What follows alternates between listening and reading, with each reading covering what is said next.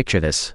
It's the final days of December. The year is almost over. The air outside is biting cold, hovering just above freezing, and the thick forests of rural Oregon are swallowed in darkness by late afternoon. Somewhere deep in those woods, an 82-year-old woman is alone. She doesn't know where she is. She doesn't know how to get back. She can't remember the names of the people who love her. The cold is already creeping into her bones. But she is not completely alone, because pressed against her side, warm and steady and watchful, is a blue heeler cattle dog named Cami. And Cami knows something is very, very wrong. This is the story of one extraordinary night, a night of fear and cold and darkness, and the small, four-legged hero who refused to give up on the woman who needed her most. If stories like this move you, stories about loyalty, love, and the incredible bond between humans and animals, then make sure you subscribe and hit that notification bell. We tell these kinds of stories every week, and trust me now, let's get into it. To understand this story, you first need to understand where it takes place. Elmira, Oregon, is not the kind of place you accidentally end up. It's a small, quiet community nestled in the western part of Lane County, tucked between rolling hills and dense Pacific Northwest forests. The population is small. The roads are winding. The trees are tall, towering Douglas firs and cedars that block out the sky and make the woods feel like a world of their own. It's a kind of place where people know their neighbors, where front porches still get used, where you can hear the wind move through the trees at night, if you stand still long enough to listen. It is also the kind of place where, on a cold December afternoon, the line between a peaceful evening walk and a genuine life-or-death emergency can be crossed in a matter of minutes. Karen Joyce Davis had lived in the Elmira area for years. At 82 years old, she was a woman who had seen decades of life, seasons changing, families growing, years folding into one another with the quiet rhythm that long lives sometimes take on. People who knew Karen described her as someone who loved being outside. She appreciated the natural world. She found peace in it. And Karen had Cami. Cami was a blue heeler cattle dog, a breed known for its intelligence, its energy, its fierce loyalty, and its instinctive drive to protect the people it loves. Blue heelers were originally bred in Australia to herd cattle across vast, rugged terrain. They are working dogs at heart. They are alert. They are determined. They do not give up easily. Cami and Karen had developed the kind of bond that only forms between a person and a dog who have spent real time together. The quiet, deep, unspoken understanding that doesn't need words to be meaningful. Their daily walks through the woods near their home had become a ritual, a comfort, a way of moving through the world together. On the afternoon of December 29th, they set out on one of those walks, and Karen did not come home. The Lane County Sheriff's Office received the call sometime in the afternoon. Karen Davis was missing. She had gone walking in the woods with her dog, and she hadn't returned. The family had waited. They had looked. They had called out, and there was nothing. Just the silence of the trees and the cold of the approaching evening. When law enforcement got involved and began assessing the situation, several pieces of information made the picture significantly more serious. First, the terrain. The woods surrounding the Elmira area are not gentle, park-style forests with marked trails and soft undergrowth. They are rough. They are steep in places. They are the kind of land that challenges experienced hikers in daylight, let alone an elderly woman on a cold December evening. Second, the temperature. As the sun dropped below the tree line, the temperature in the area was hovering near freezing. That means the air was cold enough to cause serious health problems for anyone exposed to it for an extended period, particularly someone elderly. Hypothermia. The dangerous and potentially fatal drop in core body temperature doesn't require blizzard conditions to set in. It can happen quietly, steadily, in weather that doesn't even seem that extreme at first glance. Third, and this was perhaps the most sobering piece of information the search and rescue team received that night, Karen had dementia. Dementia is a condition that affects millions of families, and one of its most frightening and misunderstood dimensions is how it affects a person's ability to navigate and orient themselves in space. People living with dementia often lose the ability to recognize familiar surroundings. A path they've walked 100 times can suddenly become foreign and confusing. A face they've known for decades can become a stranger's. The world loses its familiar landmarks, and in their place comes a disorienting fog. For search and rescue teams, this information changes everything about how a search is conducted. You can't call out the person's name and expect them to respond. You can't assume they'll hear you and run toward your voice. You can't count on them to do what seems obvious. Find a clearing, stay in one place, make noise to signal where they are. Karen was alone in the woods at night, in near freezing temperatures with dementia. The clock was already ticking. Lane County Sheriff's search and rescue was activated, and a team of trained volunteers headed into the darkness. Let's talk about search and rescue volunteers for a moment, because this story cannot be told properly without honoring what these people do. Search and rescue volunteers are not paid professionals, at least not most of them. They are regular people. Teachers, nurses, contractors, parents, students, who have given their time, their energy, and in many cases years of their lives to learning the skills needed to find and help people in crisis. They train extensively. They learn navigation, wilderness first aid, rope techniques, and the deeply human skill of reading a landscape and thinking like someone who was lost and afraid. On the night of December 29th in Lane County, these volunteers left their warm homes on one of the last evenings of the year, drove out into the cold, and walked into the dark woods to find an 82-year-old woman they had never met. Among those volunteers was a woman named Katie Sayato. Katie had done this before, walked into dark places looking for missing people, knowing that the outcome was never guaranteed, knowing that sometimes you find people in time and sometimes you don't. She understood the weight of what was at stake. She understood that every minute mattered. There was something about this search that had an added layer of complexity from the very beginning. The team had been told that Karen Davis would not respond to her name being called. They understood why. The dementia made that kind of response unlikely. But they had also been told something else, something almost counterintuitive about the other half of this missing pair. Cami, the dog, was known for rarely barking. Think about that for a moment. When you're searching for someone in the dark, in dense woods, your ears are just as important as your eyes. Sound is your ally. A bark in the distance, a call or rustling, these things give you direction.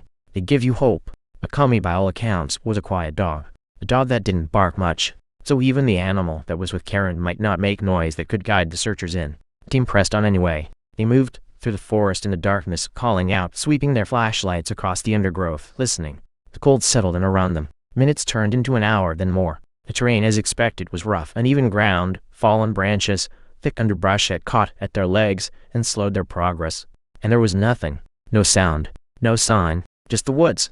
Katie Sayato would later describe what happened next with the kind of quiet intensity that tells you it's a memory she'll carry for the rest of her life. After several hours of searching, several long, cold, increasingly anxious hours, Katie decided to do something that might seem futile given what she'd been told. She stopped walking. She stood in the darkness of the Oregon woods, and she called out a name. Not Karen's name. Cami's name. Cami. She called it out into the dark, not knowing if anything would happen, not knowing if this quiet, rarely barking dog was even within earshot. Maybe they were nowhere near.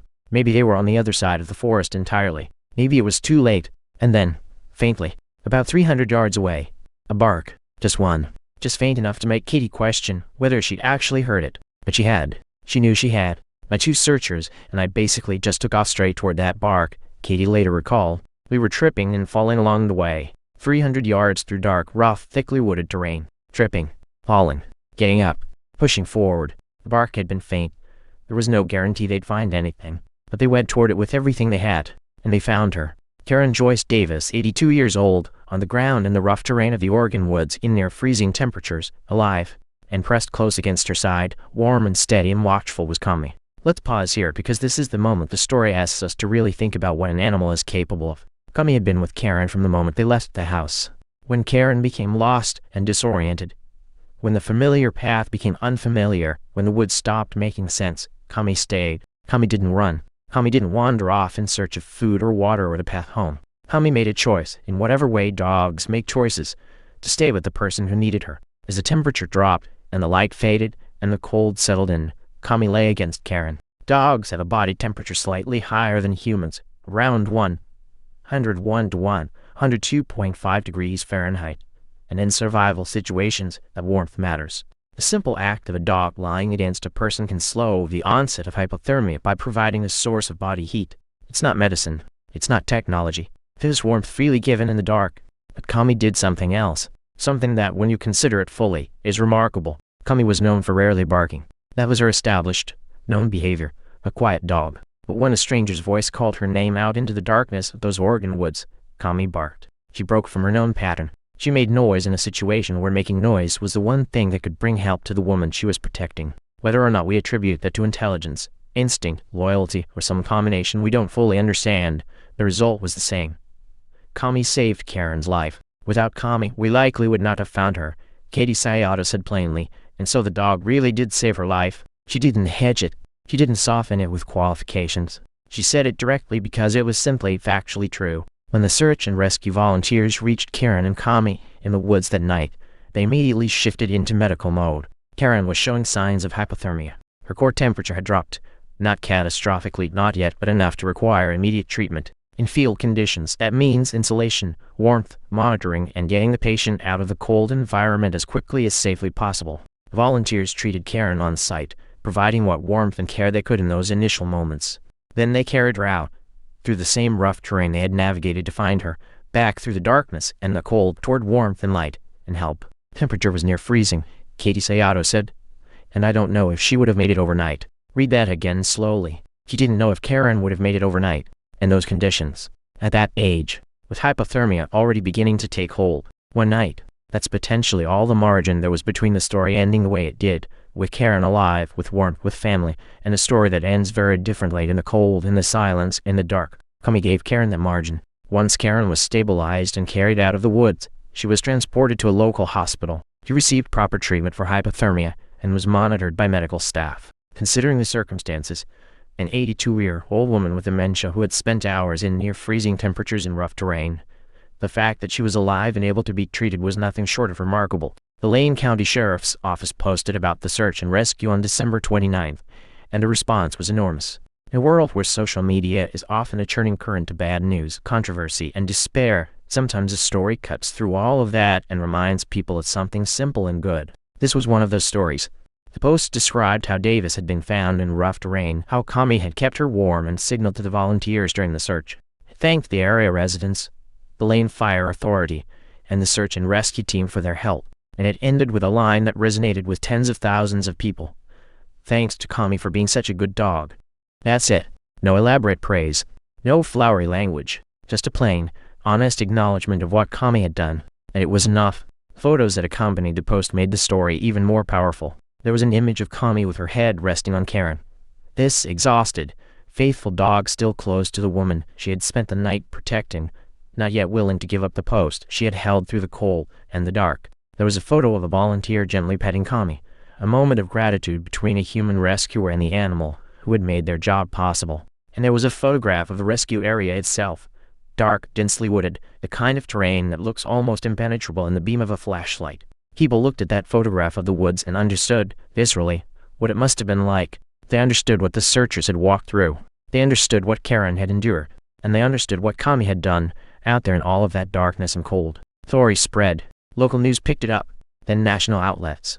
Then international ones. People who had never been to Oregon, who had never heard of Elmira or Lane County, found themselves sitting with this story and feeling something real. There's a reason stories like this reach people the way they do. We live in an age of overwhelming complexity, of systems and algorithms and institutions that often feel impersonal and indifferent. And into that world comes a blue heeler cattle dog lying against an 82-year-old woman in the freezing dark, keeping her warm, waiting, and then, when the moment came, finding her voice.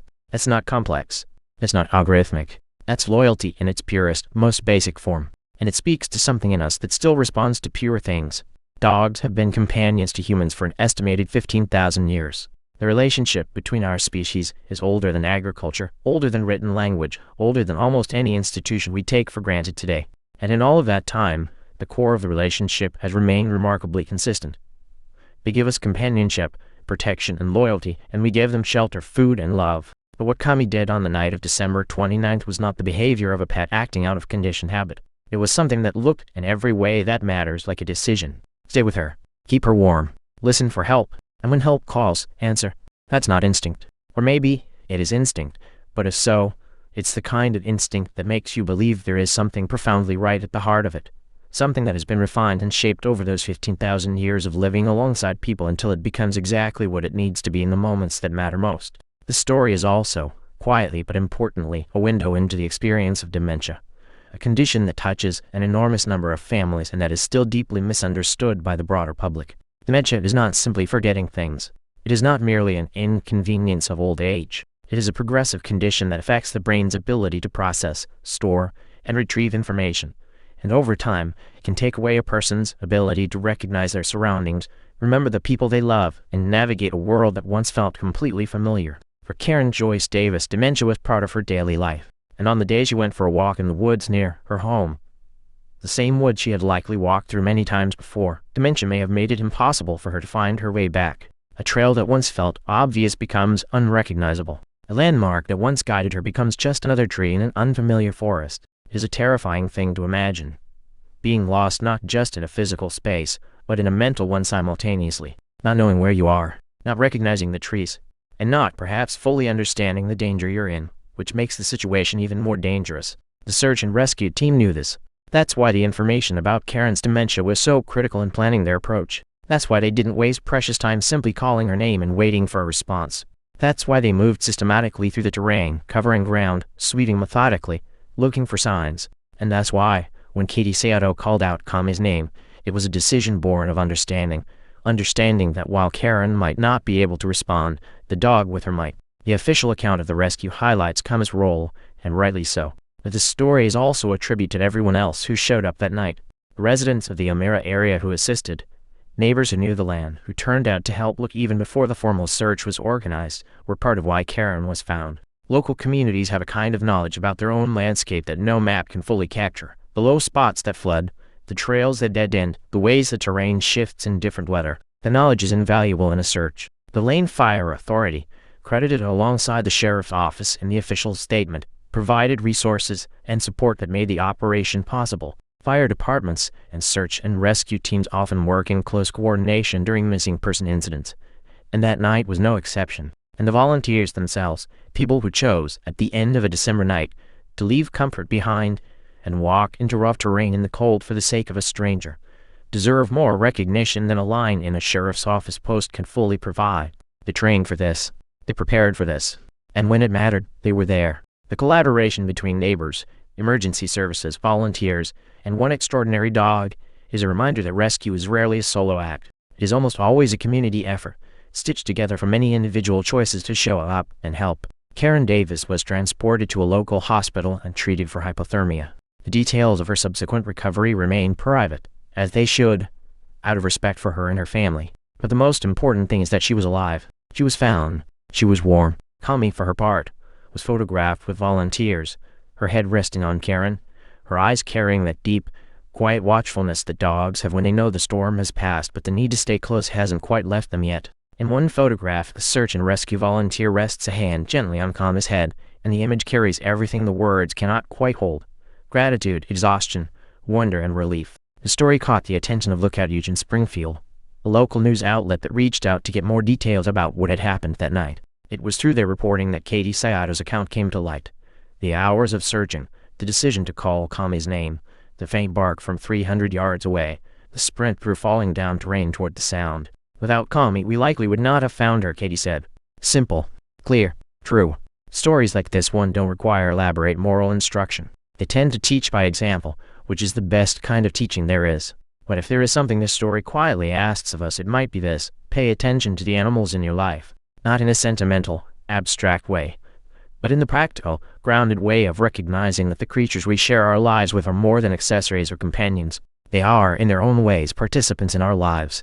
They notice things we don't notice. They respond to things we don't always acknowledge. They form attachments that are real, even if we can't fully understand how they work on the inside. Cami was not trained as a search and rescue dog. She was not wearing a GPS tracker or carrying emergency equipment. She was a blue heeler cattle dog who walked in the woods with an old woman she loved, and when that old woman needed her most, she stayed. She warmed her, and she called for help the only way she could, with her voice in the dark. Pay attention to that, and maybe also pay attention to the people in your life who are living with dementia, or who care for someone who is. Families navigating that reality are doing so with an enormity of love and an enormity of difficulty that is often invisible to the outside world.